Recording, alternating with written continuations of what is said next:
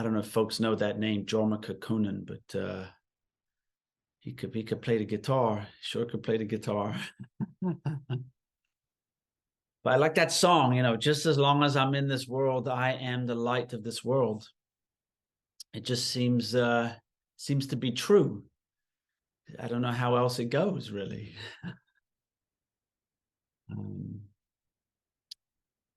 Nice to see folks. Looks like some people are in different locations, inside, outside. Hey, well, if you're off camera and you want to come on just for a moment, you want to say hi to folks, maybe you consider turning on your camera and show us your Shana Punim. Thanks, Andy. Nice to see that, Punim. Hi, Judy. All right, there's Sharon. There's Judith. Hi. Hey, Stan.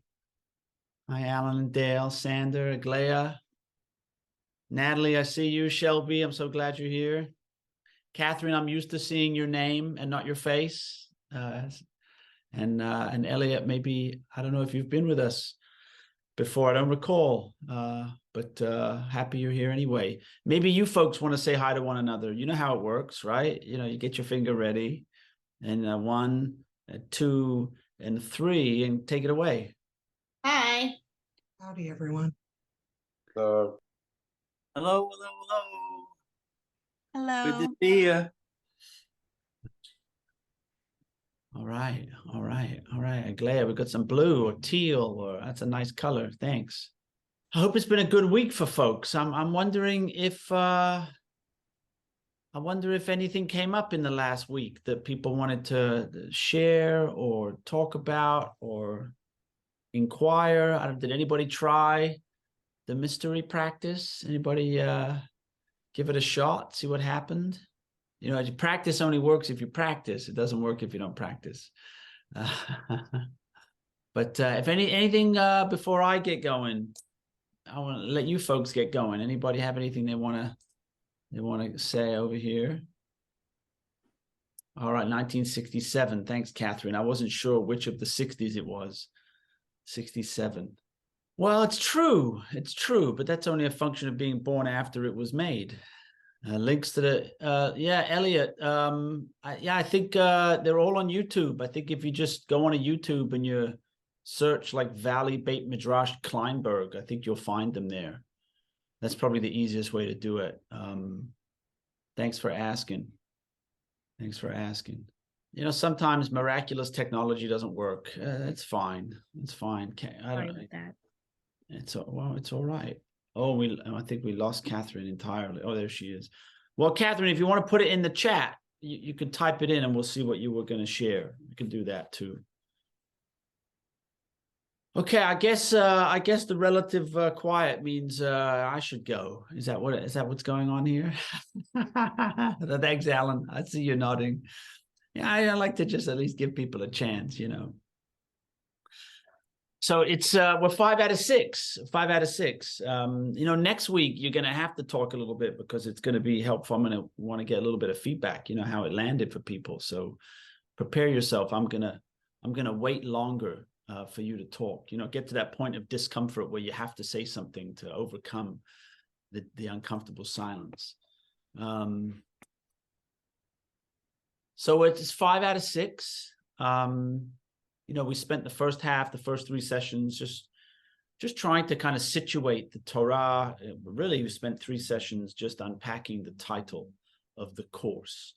And then last week we got to a practice, and I called it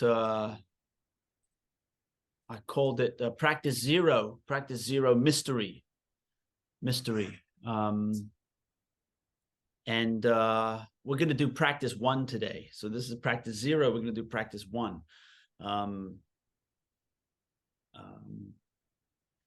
Practice 0 was rooted in this simple, at least the clearest articulation of it, simple Talmudic instruction, right? Lamed lashon chalomar eini yodea. Teach your tongue to say, I don't know.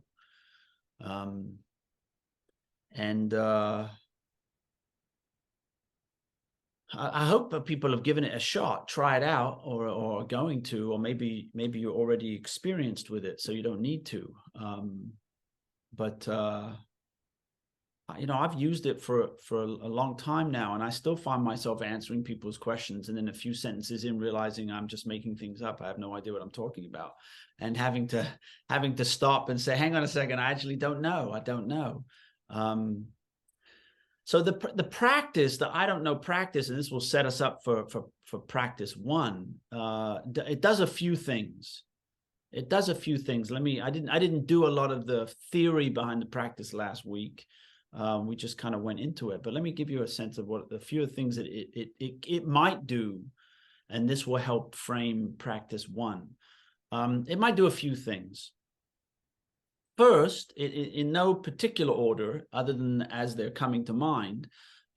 First, to state the obvious, the I don't know practice has the capacity to cultivate humility, right?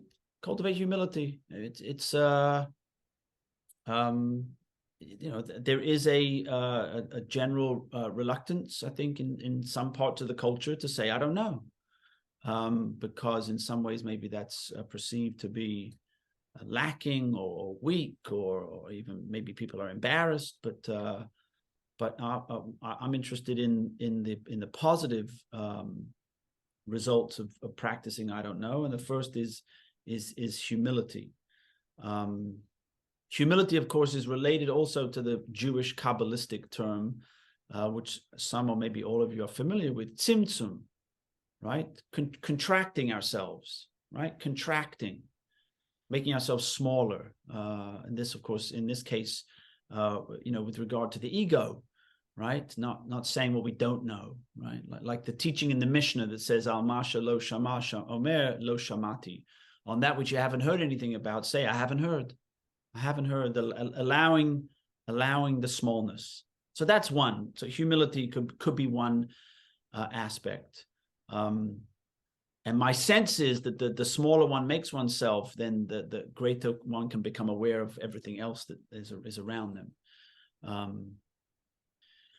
The second thing that comes out of I don't know practice, which is valuable if you can make everything else larger relative to your own smallness.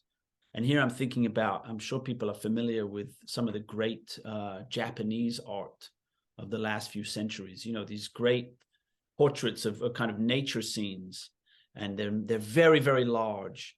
And you have to look around to find these little tiny little representations of people, right? The people are just very, very small, and the mountains are very, very vast, right? It's really compelling.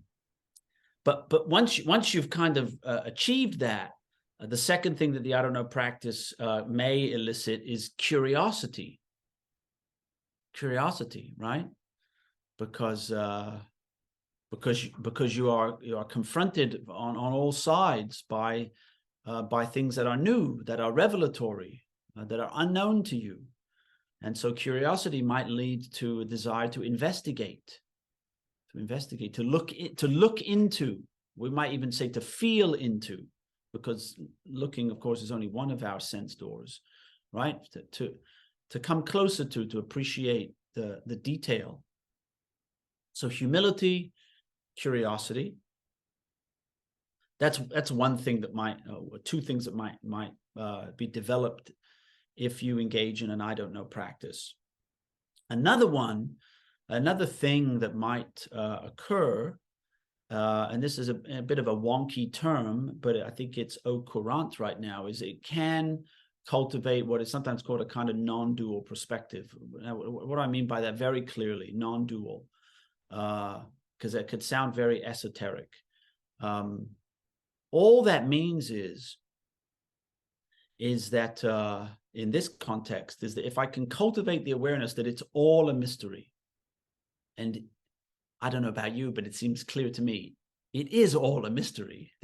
In my experience, there's no moment of attention when I suddenly go, oh, right, now I get it. No, that doesn't happen. That doesn't happen. It's all a mystery.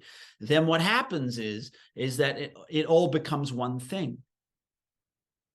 It all becomes one thing. And by the way, the it is, of course, not something separate from oneself. Oneself is also part of the mystery. You can look down. I don't know about you. I'm looking down. I see these things that we call legs. I don't know what they are. So the self, the imagined self, is as much part of the mystery as everything else. So everything is the mystery. So this can this can cultivate some kind of interesting insights into how things are, and remember, right? This is on the waking up side of the ledger, right? The waking up will lead to, I'm proposing, I think I proposed 2 or 3 weeks ago, will lead to a greater commitment to the doing good, right? So there's something in the realization that it's all one thing that seems to lead to an inherent realization that doing good is better. And that's because wherever I do good, I'm doing good to myself. Because it's all one thing. It's all one thing, right? So these are the kinds of things that an I don't know practice may elicit. And if they don't, I mean, that's fine. There's no test. No one has to feel bad. But in my experience, one has to kind of stick with something for a while, and then often the case is that that the insights occur, just when you're not expecting, certainly not when you're looking for them. But that's just to give you a little bit of a sense of what a practice like this may elicit in a practitioner. And there are others we could list others. But these these aspects, humility, curiosity, let's call it oneness, non-duality, the giving rise to a desire or a recognition of the importance of doing good. These are all relevant as we go to practice 1. So that's practice 0. Practice 0 is mystery. Practice 1 is this. Practice 1 is this. Some of you that have learned with me for some time, you may have heard pieces of this. It's just I play the guitar, and I know this is the case. If you ask my wife, she'll tell you I play the same songs all the time, right? But of course, where I'm sitting, I'm playing them differently every time. But the differences are like, they're very incremental. They're very slight. Am I holding the string a little bit longer? Is there more vibrato? Do I make the change more quickly? So same with this material. I've been working with this material for a very long time, and it may for the outsider or for the listener may seem familiar. For what it's worth, it feels similarly to working on a piece of music. It's just trying to work with it a little bit more to open up new avenues. So practice 1 is this. I just want to point out like something that struck me this morning, that the practice 0 is mystery and practice 1 is this. There's something about the mystery that in my mind feels like a kind of absence. I don't know. There's a kind of in theology we might call it. It's kind of apophatic. It's not saying something about what God might be. This is what is sometimes in theology called cataphatic. Maybe it's saying something about it. The difference between mystery and this is where it just occurred to me that it was curious that I did them in this order, is that even though mystery is about an absence, it's still kind of conceptual and cognitive. You pose the question to yourself, what is this? And then you go through the cascade until you arrive at I don't know. There's a kind of cognitive move that's being undertaken in the mystery practice. Practice 1, this, is similar but it removes the conceptual filter. Okay. So I don't know if what I just said makes any great sense to people, but I'll unpack it. It removes the conceptual filter. There's no cognitive effort required to engage in practice one, although we'll use our imagination later to conjure it, but there's no cognitive effort required. And in that way, I would say, it's a deeper practice than mystery. The less conceptual we get, I think, the deeper we go, which is to say that the conceptual is a filter through which we have experiences. That's what concepts are, right? They're constructions of the mind, but they're not the thing itself, right? A tree is a label, a concept of an object in space that we use to try to kind of recognize it as distinct from other things. But we all understand that tree is not what the thing is. Tree is not what the thing is. If we mistake the thing for tree, then we're committing a fallacy, a particular kind of fallacy. It's called here's the SAT word. It's called a reification fallacy. Reification. We're taking an abstraction and we're treating it as if it's an actual thing, right? Tree, intelligence, corporation, administration, all these conceptual terms, right? They serve a certain function, basically in terms of human communication, but they are second order representations of things themselves, and as such, they're kind of a reduction of those things. They're like a bootleg copy of those things. And so what this practice does is it kind of clears away the conceptual filter. Now, mystery is about as slim a conceptual filter I can come to. There are much thicker conceptual filters, I think, that we use, and you can look at any religion really or philosophy to find very highly developed conceptual filters, and they have a function.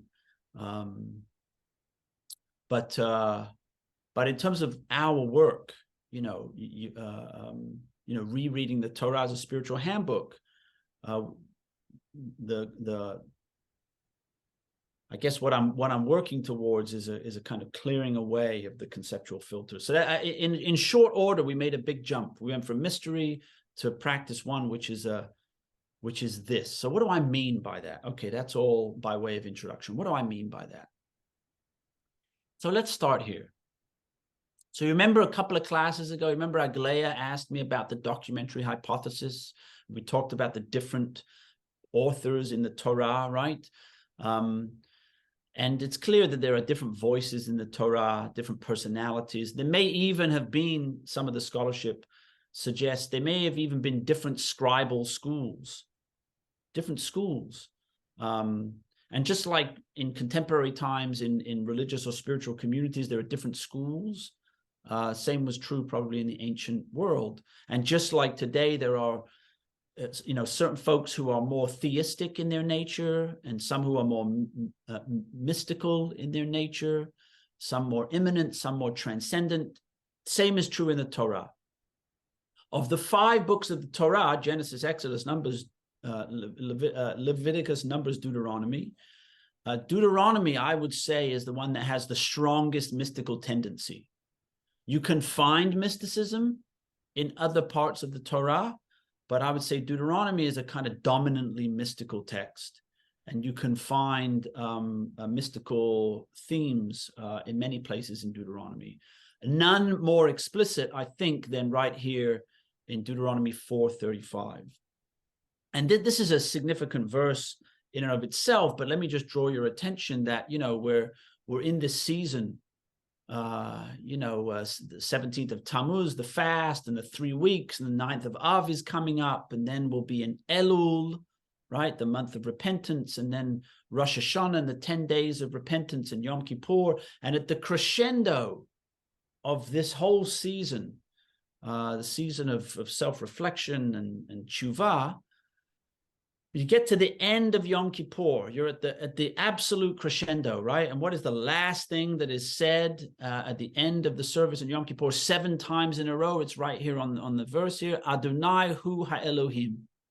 7 times. You've been in the synagogue, all day, and you've been clapping al chait, and you haven't eaten, and you get to the end, and then there's this just calling out, Adonai hu ha'Elohim, Adonai hu ha'Elohim, Adonai hu ha'Elohim, Adonai hu ha'Elohim, Adonai hu ha'Elohim, Adonai hu ha'Elohim, Adonai hu ha'Elohim. It doesn't take a genius to realize the liturgist was trying to make sure we got something into our heads.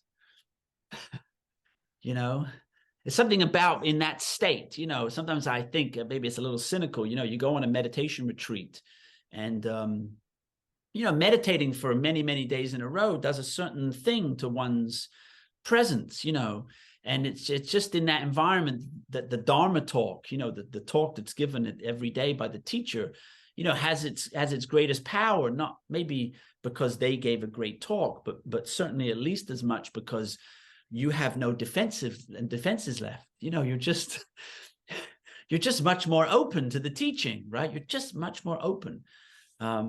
It's like how good food tastes after you've been fasting for a long time, right? So here you have it, right? The liturgist is saying, okay, these folks, they've been fasting for 25 hours. They've been doing tshuva for 6 weeks now. They're about to go and eat. What are we going to make sure they hear on their way out of the synagogue? These are the words Adonai hu ha'Elohim, right? So first of all, you could just think about that. I don't know, maybe you think about it every year. Maybe you've never thought about it before, but right now, just think about it.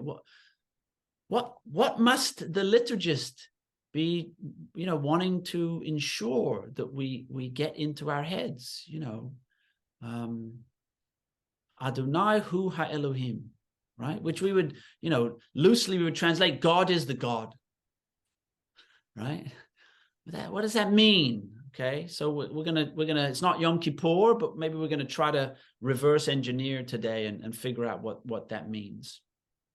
So this is the context of those 3 words, right? Ata hareta lada'at. You have been shown, so that you would know.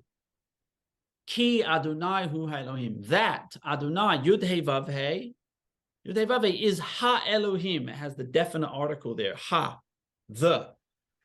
Yud He Vav He is the God. Ein od milvado. There's nothing other than, it's in the masculine, other than him, other than it, other than God. There's nothing other than God. Okay? Right? Adonai is the God. There's nothing other than God. Okay? So what I want to propose is we take the words quite literally. There's nothing other than God. Just take a moment. Look around the room you're sitting in. You could just rest your eyes. You just take a look around. You're like, oh, this is God. This is God. This is God. This is God. It's all God, right? Nothing other than God. That's the statement, right? Right there, clear. Now, in case you didn't, it wasn't clear.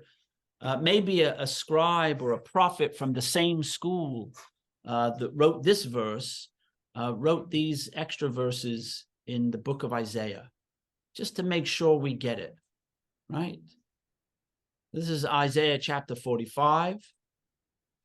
Isaiah reads, Va'ani Adonai, I am Adonai, I am Yud He Vav He, Ve'ein od zulati Elohim, right? I am Adonai, there's nothing else. Ani Adonai ve'ein od zulati ein Elohim. Besides me, there is no God. A'azercha velo yadatani. I surrounded you, though you have not known me. Leman yedu mi mizrach shemesh umi ma'arava ki efes biladi. So that they may know from east to west that there is nothing but me. Ani Adonai ve'ein od. I am Adonai, and there is nothing else. Yotzer or, Again, just to get a little more explicit. Yotzer or, I form light. Uvorei choshech, and I create darkness. Osei shalom, I make peace. And here's the line, right? You say, okay, yeah, you know, fine. Deuteronomy says that God is everything. So what? Is God the Holocaust? Is God famine? Is God cancer? Is God child mortality? Uvorei ra, the prophet says, yes. And I create evil. That's what the prophet says. Ani Adonai osei chol eleh. I, Adonai, do or make all of these things. By the way, the last verse, you may be familiar, you may recognize it. We encounter it quite often in the liturgy, but with a slight edit. Here it is in the morning service. In the morning service, just before we say the Shema, there's a blessing for the Shema, right? Right, and the blessing goes, Baruch atah Adonai Eloheinu melech haolam. Right, blessed are you, God, sovereign in the universe. Yotzer or uvorei choshech, right? Make light, create darkness. Osei shalom, maker of peace. Uvorei hakol. You see, the prophet says, I create evil. The liturgist took out evil and said, creator of all things. Now, we don't know exactly why the liturgist did that, but there's a couple of possibilities. The first is maybe the liturgist thought, if it says that God creates evil, people aren't going to come back to synagogue very often. You know, and that's, I don't know about that. You know, there's a tendency in religious and spiritual life to have a certain elitist view that that the masses can't handle the truth. You know, there is the read Maimonides. Maimonides is pretty clear like that. You know, it's a kind of an elitist view that people can't handle the truth. I don't know if that's the case. I've never had a serious conversation with anybody where it didn't seem like they were able to handle anything. You know, you just meet someone where they are. So I don't know if that's the case. You know, another way, maybe a more generous reading, is that you know, a creator of all things is you could imagine it as a kind of transcendent reading, that there's a certain level of existence upon which good and evil also get neutralized, right? But there's only perfection. So whatever the explanation is, the Deuteronomist in the Torah and Isaiah are very clear. Now, by the way, this is a particular voice in the tradition. You might read this and it may turn your stomach, and that's fine. That's fine. Found it comforting. Yeah, can you say a little more about that? Because it's the truth for me. Okay. So the other one has stunned me to find out that we had changed Isaiah's point of view. I mean, it starts at the beginning. There's this tree of good and bad.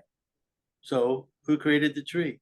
So this shouldn't surprise me that Isaiah, you know, understands that God also created evil. It's not a stretch. Mm-hmm. So yeah, so it's more easy to stick with. I mean, I changed it back in my head, by the way, my prayers. So yeah, say both. So you say one, but you imagine the other. No, I say the other. I say the real one. I say the one that's from Isaiah. Yeah. Great. Stan, you got a hand up? Yeah, I don't think you can read Adonai Hu Elohim in a vacuum without reading the first paragraph of the Shema, which we say, what is it, seven times or 3 times, and then we do Baruch Shem. We only do that once a year in traditional Judaism. So I think you have to read all 3 of those together rather than just Adonai Hu Elohim, and then try to figure out what does it really mean when you read the 3 of those together. And the Shema starts that part of the service, so we get to build to 7. And Baruch Shem Kavod is 3 times, and then right. Yeah, understood. But my point is that it's hard to just isolate 3 words when you're those 2 paragraphs ahead are very, very necessary. And why do we do Baruch Shem only once a year aloud in traditional synagogues? I say that out loud too. Well, Anyway. Stan, I appreciate that. And the Shema. Let's get to the Shema. Stan's comment and Aglaya's comment. By the way, some great comments here. Judy wrote, the head is not always in charge of the body. The sovereign only exists because of the rest of the body. Politic accepts it. Thank you.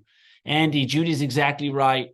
It's all one body with no parts separate or in charge. Aglaya, I also think of the brain's knowledge has to have practical applications. You could think about walking, though not much happens unless you get your feet show up to do their job. Yes, yes, yes. Although I did read somewhere once that if you imagine doing certain exercises, you get some of the benefits of having done the exercises, even though you didn't actually do them. I've read that. But okay. Let's talk about the Shema. Okay. Okay. So before I turn the show, so I'm going to propose a couple of like standard and then a couple of wacky translations of the Shema. And Stan is exactly right? If you're going to start with Adonai Hu Elohim, then you have to move backwards, right, through the Shema. So here's the Shema, and here's 4 translations, right? So here's the Shema. So first one, right, is fairly standard. Listen, Israelites, Adonai, our God, is Adonai, the one God. Right? That's the kind of the monotheistic reading, right? There's just one God, right? It just happens to be the God that we worship. That's the one God, right? Okay. Could be. A second one. Listen, Israelites, Adonai, our God, is Adonai, one.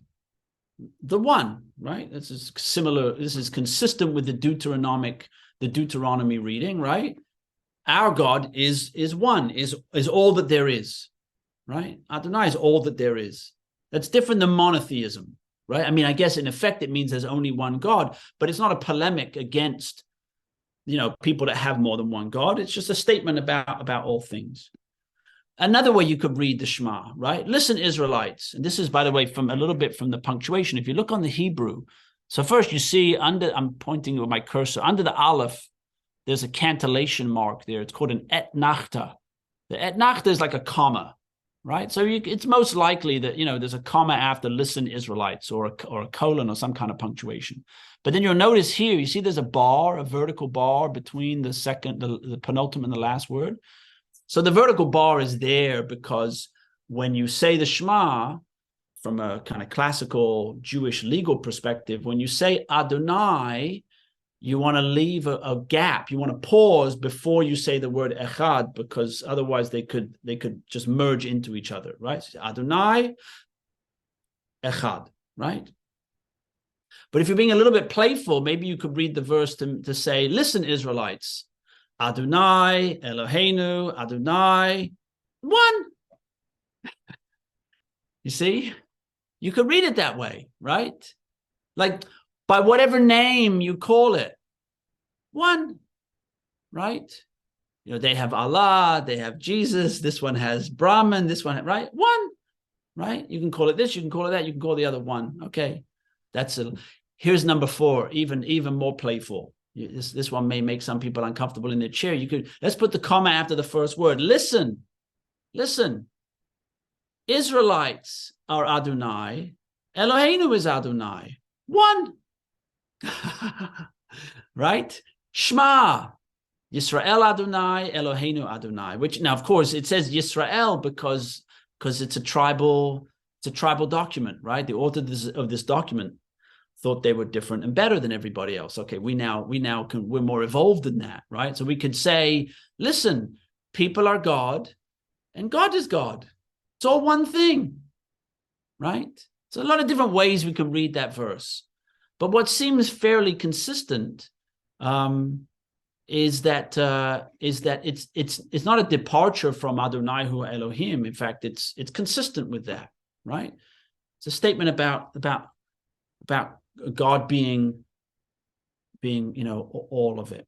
Okay, and this makes sense because what's the next line in the Shema? Right? And you shall love Adonai your God with all your heart and all your soul and all your might. So what does all your heart and all your soul and all your might mean? I think what it means is quite serious and quite obvious as well, is in whatever direction you turn, there is God. Love it. in whatever direction, all your heart, your soul, and your might. We might say through all of your sense doors, right? Your five senses and your interoceptive and proprioceptive senses, right? Your capacity to experience. At each experience, you encounter God, which is to say, it's all God. And once you realize that, you'll love it. Why? Because the distinction between the you and God distinction, it just evaporates. The self and other distinction evaporates, right? The human divine distinction evaporates. It's all Adonai Elohecha, right? It's all Adonai Elohecha. Okay. So now, if this is not obvious to everybody, which I don't know if it is obvious to most people, we have a tradition in Judaism to try to like encourage us to make it more real, make it more part of our experience. Maybe you know this verse from Psalms, right? Shviti Adonai lenegdi tamid. Shviti Adonai lenegdi tamid, right? If it's not already clear to you, right, that it's all Adonai hu Elohim, ein od milvado, right? Echad. If it's not already clear to you, then you can practice. You can practice this awareness. Shviti Adonai lenegdi tamid, right? I shviti Adonai before me at all times, constantly. What does shviti mean? It's interesting, right? All these different possible translations, right? To agree with, to be, or to become like, to level. That's a really nice one. To resemble, right? To have an equivalence, yes? To set, to place, right? The psalm is very clear. Shviti Adonai lenegdi tamid, right? All the time, tamid, constantly, right? So this is a practice, right? We talked about this a little bit last week already. You just be walking around all day long. You got Achen yesh Adonai b'makom hazeh. You could do it in English all day long. This is God, this is God, this is God. I was once crossing the road from my house, and I saw a person in the parking lot of the supermarket, and they were walking, and the whole time they were walking, they were crossing themselves. They didn't look agitated in any way, right? And I looked at it, I said, oh, this is a Shviti practice. This is the Christian who's doing Shviti Adonai lenegdi tamid. They're just, as they're going, they're doing cross practice. That's what they're doing, right? You ever see you're on the subway, I'm thinking about New York City, you're on the subway, you see the nuns with the beads, and they're clicking the beads, right? It's a Shviti practice, right? So in the Jewish tradition, not so much about objects, although later on in Jewish history, this turned into an object. There are plaques in synagogues, often Hasidic synagogues, there are plaques that have Yud Hey Vav Hey on them that people look at as a way to remind themselves, right?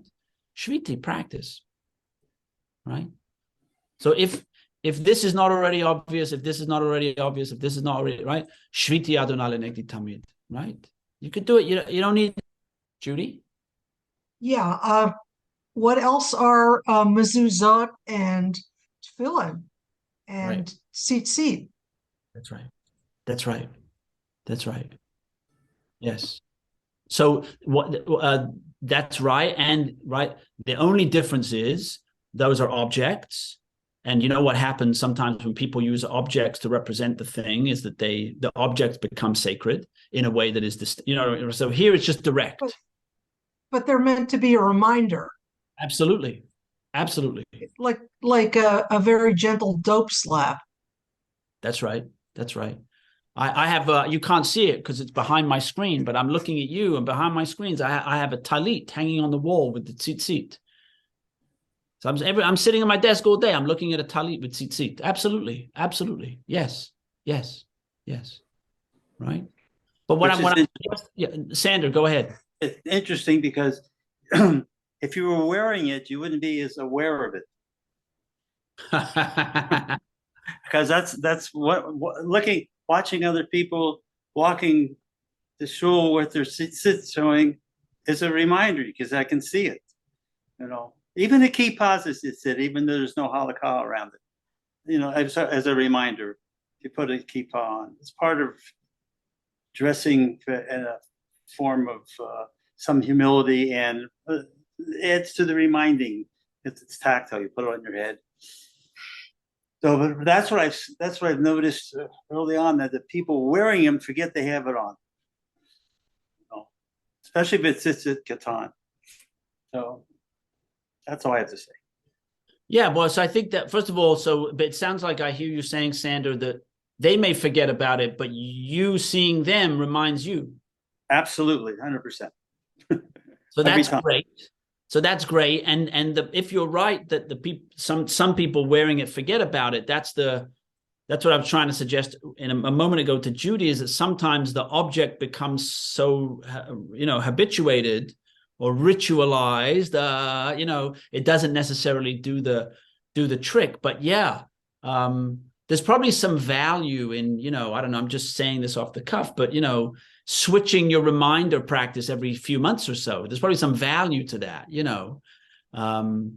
so that I remember when I was living in our last house, there were a lot of crows, just a lot of crows around. And so I just made the crows my reminder practice for like a long time. Every time I see a crow, I go, oh, look at that. Because you could use anything, because once you realize it's all God, you can use anything. Right. And it goes in and out. Right. And this becomes this kind of reinforcing kind of process. And also the crow thing as well. Let me say one other thing. What really provoked me to do that was that for a split second, I was like a little annoyed by the crows. And I went, oh, okay, now I know I need to work with it. Right. So Dafka, like choosing the things that it's not obvious to you that they might be, they might not be reminders, or it may not even feel believable, that they too might be God. I would say those are exactly the things you want to work with, because what you're trying to do is you're trying to remove the tendency in the mind to look at something in the world and say, this isn't God. And let me make it now very real, right? Because, of course, not anybody on this call, but because that's what people do to other people and non-humans as well, right? We look at another person, and for some reason, they don't rank, right, in our pantheon of what is divine. I mean, how else could people do the things they do to other people, right? How else, if they don't realize that this too is divine? And so this kind of a practice, it reinforces our capacity to see any person, anything, any environment, any situation, and understand that this too is, and I need to love it. I need to love it. And that's that's very harsh. That's very hard. You could say to yourself, boy, there's some people I just don't want to love. I get that. I understand that tendency. And it's not necessarily, everybody's not for everybody. But if you're bought into the idea that Ein Od Milvado, there's nothing other than God, then the person that you can't bring yourself to love means that there's some hole in yourself, because it's you, right? It's you. So this is the where we're going, Aglaya. Okay, so I don't know if anyone else remembers this movie though, but it was like way back in the day. It was Jack Nicholson and I think it was Helen Hunt, and someone else was in it. He was an artist. And the artist said that he would actually just watch people before, he did their portraits. He just liked to watch their mannerisms and everything. And then all of a sudden he would just say, hold it. And then that's when he would actually sketch them. He would actually start the painting. Now, I think the line was, it's hard for me to remember, but the line was, if you stare at someone long enough, you discover their humanity. That's what it was. And so that's what I'm kind of hearing here. Also, there are all kinds of ways you could take this. Like you could actually choose, okay, well, crows, for instance. But perhaps there's a reason why you chose crows for that particular month. I mean, maybe something a crow did, like, kind of took you by surprise, I mean, it could happen though, but he would actually say, no, this, the artist was telling people, you look contrived that way. No, just walk around the room until I actually find you. And then, all of a sudden he'd just say, hold it. And then that's when, so that's what I'm kind of hearing. Maybe that's another kind of practice people could do. I don't know. I would love to hear how it goes. Yeah. Absolutely. And I see, Judy said that might make us all into Janes, not the worst thing. How can you swat a fly or root out an infection? Well, you can ask my wife, if there's a bug in the house, she comes to get me because she would kill it, and I collect it and I take it outside and I say, thanks for visiting with us. It's just a choice you have to make, right? I'm not, each person will do what they can do. I don't think my wife is a terrible person because she'll kill the fly. I just don't want to kill the fly. That's all. That's all. So I'm open to that. I'm open to that because I have this notion that the fly is just how that manifestation of the divine came into being, and so let it have its experience of this in that way. That's the story I tell myself about that fly. I don't know if it's better or more right than any other story, but I do think that, or at least maybe I want it. I don't know if it will. I want that to translate into not only making sure that the fly doesn't get killed, but making sure that I meet other human beings in the fullness of who they are and care for them, as full human beings. And so maybe the practice of protecting life, maybe that will flow over into the rest of a person's life and influence the way they treat other kinds of living entities. And I get it, Aglaya. I get it. Cockroaches scare me as well. I'm so glad I don't live in a place where there's a lot of cockroaches. I don't know what I would do if I lived. I'd have to make a serious decision. I have to go to synagogue on Yom Kippur and really think about it, Judith, why do you have the last word? I hope not. Do you also feel that way about the scorpion or the rattlesnake who is ready to sting? Yeah, so of course, right? So the question is safety. I would tell you a funny, this is just kooky about me. I'll tell you a funny story that I was out hiking with my good friend Simon in the hills in Northern California, I don't know, a year or so ago. And we did come across a rattlesnake in the path. And I could be so naive and clueless sometimes. I just saw it and I was so drawn to it. I started walking towards it. I started talking to it. And my friend said, you cannot do that. He started shouting at me. And anyway, he explained to me all about rattlesnakes. I grew up in the projects in London. I don't know about rattlesnakes, but he told me there's a lot of danger. And so, but I hear what you're saying. Of course, it's a complicated picture, but I wouldn't want. That could have been a moment of seeing God, though, because you're seeing God in something that's extremely dangerous and pretty scary. Yeah, I'm open to that. I guess what I want to say is I wouldn't want the moments when we have to for self-preservation or self-protection, where we have to diminish the life of another, and it could be an animal and it could be a human being, also an animal. Right? I wouldn't want that necessity in certain extreme situations to then become permission to behave in the same way in less extreme situations. And I have a feeling, I don't know if it's true, but I have a feeling that a disregard for life in some contexts leads to a disregard for life in other contexts. That's my feeling. And so we'll pause with that. Next week, we'll finish out. We didn't even get to practice one. So we'll come back next. This was all setting it up. We'll get back and come back next week and we'll do the practice. Good to see everybody.